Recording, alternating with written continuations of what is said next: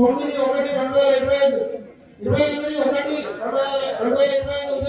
గంటలకు జిల్లా పరిషత్ high school జ్యోతి Nagar NTPC Ramavaram దగ్గర నిర్వహించడానికి నిర్ణయించి తేదీ 9/1/2025 రోజున ప్రచురించడం పర్యావరణ ప్రభావ మూల్యాంకనం మరియు ఈఏ నివేదికను తయారు చేయడానికి ఉత్తర్వు నంబర్ జే 13/12/112/2010 వేసిన విలువ PM10 1.14, SO2 3.29, NO2 13.29. ప్రజాభిప్రాయ సేకరణ కలెక్టర్ గారికి నేను చెప్తా ఉన్నా, ఈ ప్రాంత శాసనసభ్యుడిని నేను. ఈ ప్రాంత ప్రజలందరూ కూడా హక్కును తెలుసుకొని అభిమానంతో అవకాశం ఇస్తే ఈరోజు మేము ప్రజల పక్షాన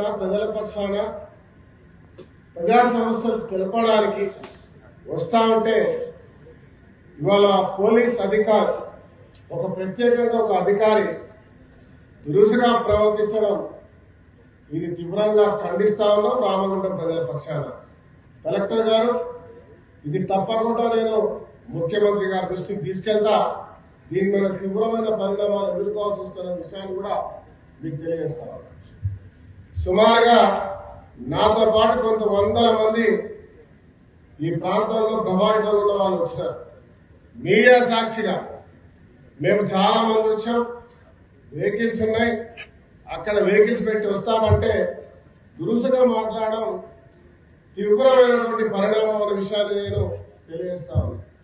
దాంతో పాటు చాలా మంది రాకుండా చేసే ప్రయత్నం చేసేదాన్ని కూడా నేను తీవ్రంగా ఖండిస్తా ఉన్నా. ఇది ప్రజాభిప్రాయ సేకరణ. ఎవరైనా బెదిరిస్తేనో ఈ యొక్క ఇండస్ట్రీని రానియకుండా అడ్డుపడతామని చెప్తేనేమో భయభ్రాంతులకు గురి చేస్తే వాళ్ళని అడ్డుకోవడం స్వభావం. కానీ అభిప్రాయం చెప్పే వాళ్ళు మాత్రం ఇండస్ట్రీని సహకరిస్తూ తన అభిప్రాయం చెప్పడానికి వచ్చే వాళ్ళని కూడా ఆపడం అన్నది ఇది సరైనది కాదని చెప్పి నా భావన. దీనిపై కలెక్టర్ గారు సరైనటువంటి కఠినమైన చర్యలు తీసుకోవాల్సిందిగా నేను ముందుగా కోరుతాను.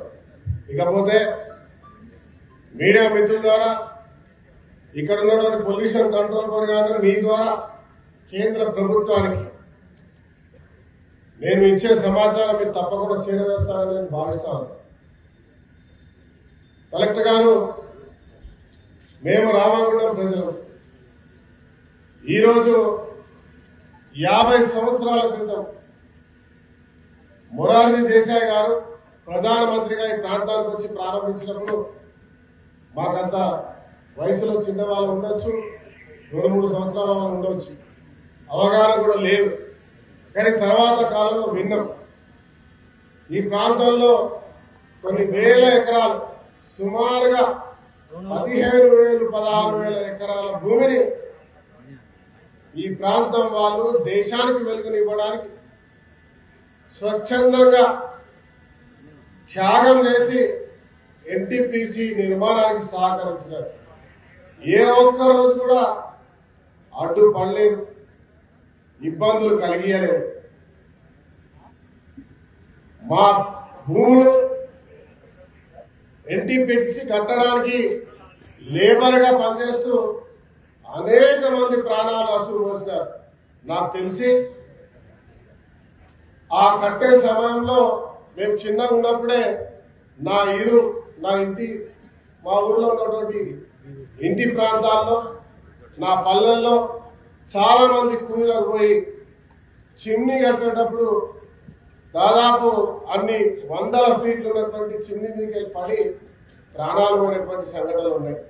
ఇండస్ట్రీలో పైకెళ్ళి కింద పడి ప్రాణాలు పోయినటువంటి సంఘటనలు ఇప్పటికున్నాయి.